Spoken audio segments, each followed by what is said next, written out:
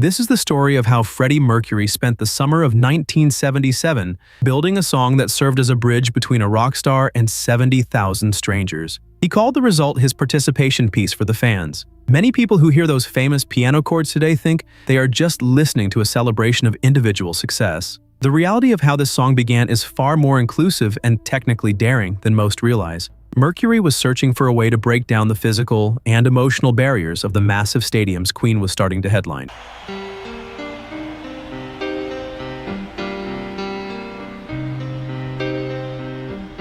I've paid my due. This led him to invent a concept he called participation architecture, which was his unique vision of a shared victory for everyone in the room. New high-fidelity remasters released in 2026 allow us to hear the original intent behind every note with a level of clarity that was never possible before. By looking at the master tapes and the historical context of the recording sessions, we can see how a song inspired by football crowds became a global language of triumph. The journey started during a sweltering London summer in 1977, when the four members of Queen arrived at Basing Street in Wessex Sound Studios to record their sixth studio album. I've done my sentence, but committed no crime. The band found themselves at a crossroads because their previous works were defined by an operatic complexity that was becoming difficult to translate into a raw live setting. Mercury felt a growing need to move away from the dense studio layering of their past and towards something that felt more immediate for the listener. This shift in philosophy defined the News of the World sessions and resulted in a pair of songs that would eventually dominate the world of stadium rock.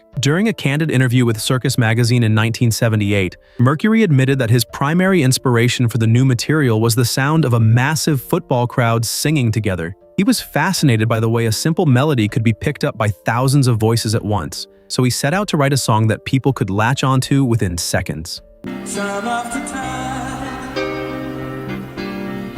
My sentence. Working closely with producer Mike Stone, the band began to experiment with a recording style that prioritized the feeling of a wide and open space rather than a tight studio booth. One of the most radical departures Mercury made from standard songwriting was the decision to give the track a structure that did not include a traditional chorus. Instead of cycling back to a familiar hook every few bars, the song functions as a continuous and triumphant crescendo that never stops moving forward. This arrangement was a calculated attempt to mirror the rising tension and the final explosion of joy found in a sporting championship. While the anthem presents a facade of simple power, Brian May has often pointed out that the verses are actually built on sophisticated and jazz-influenced chord progressions. You see an apartment building with three little towers on it, on the top of it.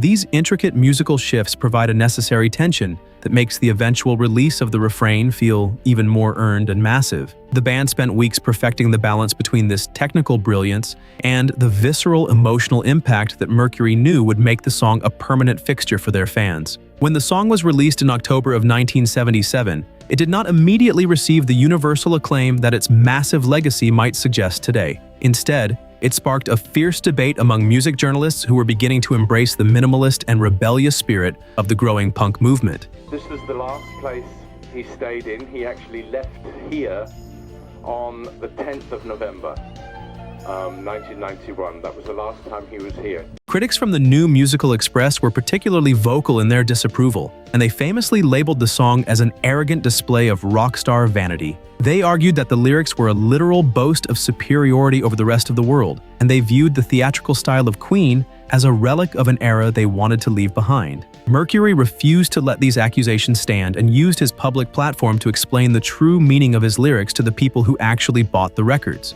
He insisted that when he sang about being champions, he was inviting every single person in the audience to join him in that winner's circle.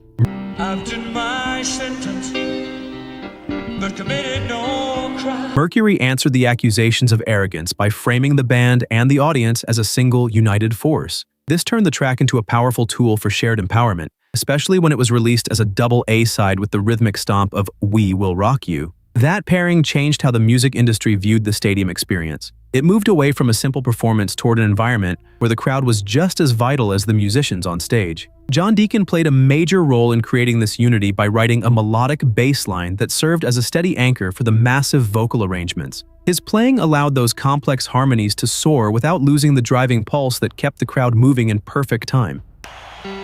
this approach immediately, and the song soon became a top 10 hit in both the United Kingdom and the United States. This success proved that Mercury understood the emotional needs of his fans much better than the journalists who were trying to dismiss him. The physical connection between the anthem and its listeners was formally studied in 2011. At that time, a scientific team led by Dr. Daniel Mullensiefen at Goldsmiths, University of London, looked at why certain melodies have such a strong hold on the human brain. Their research officially named the track the catchiest song in the history of popular music. This provided a scientific foundation for the instincts Mercury followed in the studio back in 1977. The researchers identified 4 primary factors for this catchiness, including the length of musical phrases and the number of pitch changes in the hook. They also measured the vocal effort required to sing along and discovered that Mercury used a range that encourages listeners to exert themselves physically. This exertion creates a sense of shared experience that few other compositions can match. It was the exact trigger Mercury intended when he envisioned a melody that could unite massive crowds regardless of their background.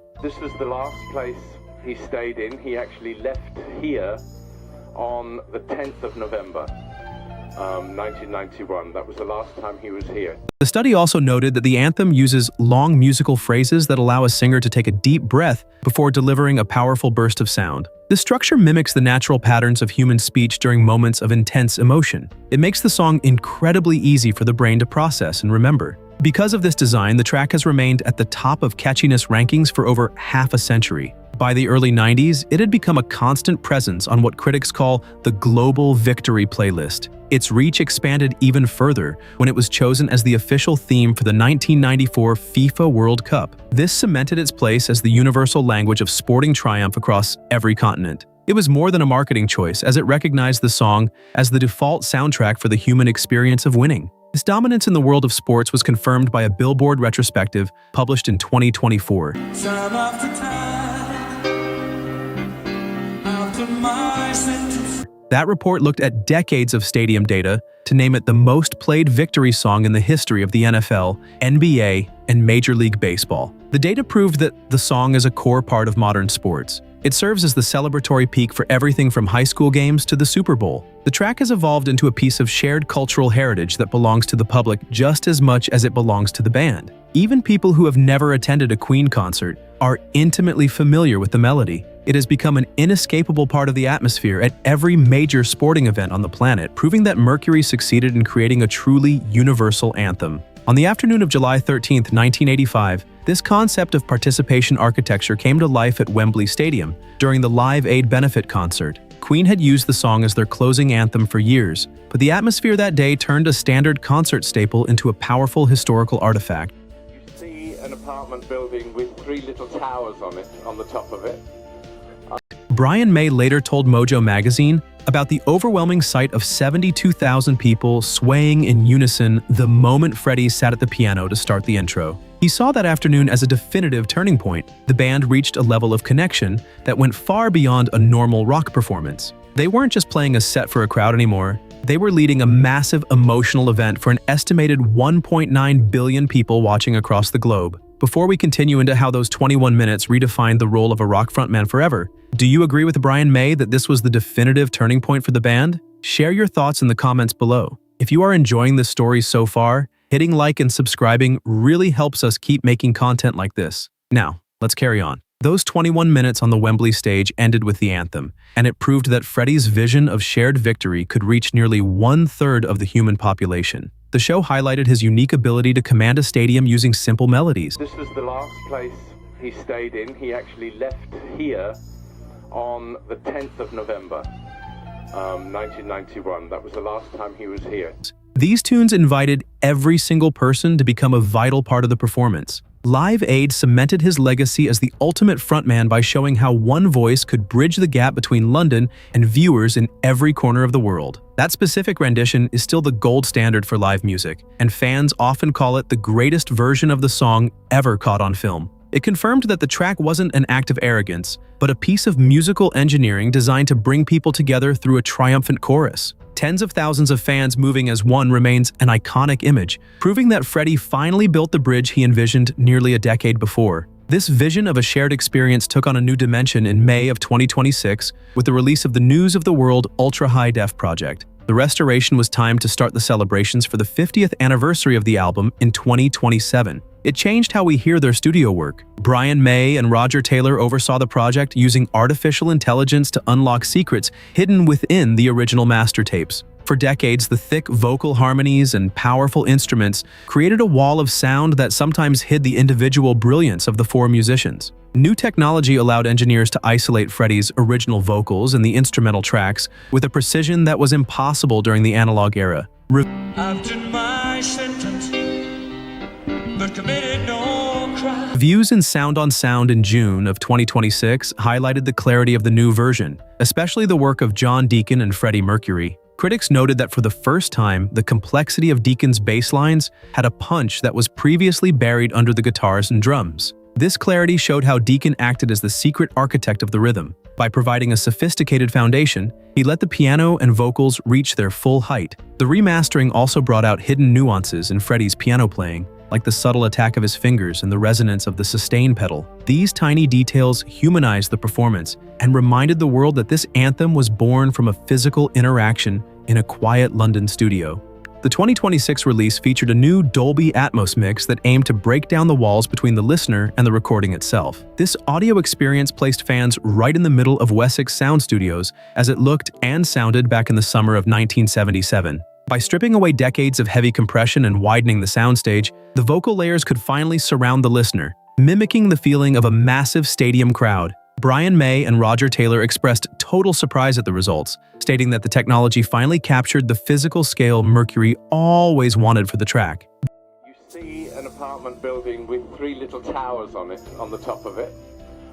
This technical shift did more than just clean up the audio, because it actually invited the listener to feel like an active part of the music being made. The impact of this remaster was felt immediately across the globe, helped by a major marketing push during the 2026 FIFA World Cup. Once again, the song became the main musical theme for the tournament, reaching a new generation of fans watching their first global sports drama. This massive exposure pushed the track back onto the charts, where it officially re-entered the Billboard Global 200 at number 14 in June of 2026. Reaching that high for a song nearly 50 years old was an incredible feat, proving that Mercury knew exactly what he was doing when he crafted such a universal melody. The anthem had secured its place as a permanent fixture in the culture, and its return to the charts confirmed its status as the standard for every sporting victory. This renewed success confirms the idea that Freddie Mercury was much more than a rock star, as he acted as a sound architect who understood our need for shared experiences. The 2026 remaster stands as the final proof of his vision, showing that the emotional core of the song stays the same even when the technology is updated.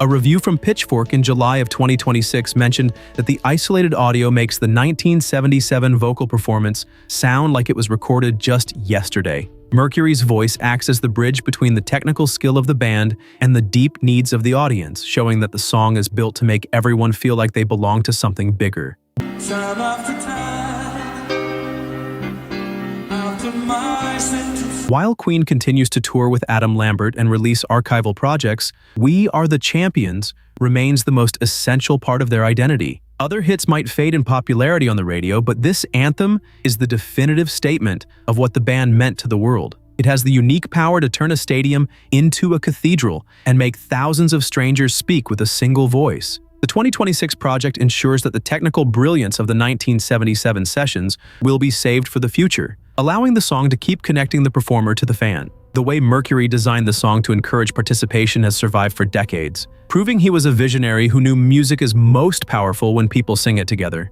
Looking back at the history of this track, from English football terraces to the stage at Live Aid and into these modern remasters, there is a clear theme of human trauma for the people who supported the band, intending it as a gift they could use to celebrate their own personal wins. He never meant for the song to be about the band being better than everyone else, but rather about giving fans the tools to feel like champions themselves. This respect for the audience is exactly why the song has thrived for 50 years, without losing its edge or its meaning. It stands as a masterclass in building a melody that can carry the weight of history while still feeling as urgent as a heartbeat. The history of this track shows how long the human spirit can endure, and proves that a single idea can truly shift the world when millions share it. Looking ahead to the next 50 years, this anthem will undoubtedly remain the primary choice for every major victory and celebration. No matter if it plays in a massive London stadium or a quiet town across the ocean, the music continues to fulfill Freddie Mercury's original vision. Listeners feel united as they share an experience defined by triumph instead of defeat. Even though Freddie Mercury left the stage decades ago, he stays the eternal champion for every fan who raises their voice to join the song. The 2026 remaster does more than just clean up the audio. It reaffirms the legacy of a man who understood how to make everyone feel like a winner. Whenever those final chords ring out, we see that Mercury's bridge is still standing and remains stronger today than it has ever been. This spirit of unity will provide the soundtrack for our greatest moments as long as people gather together to celebrate.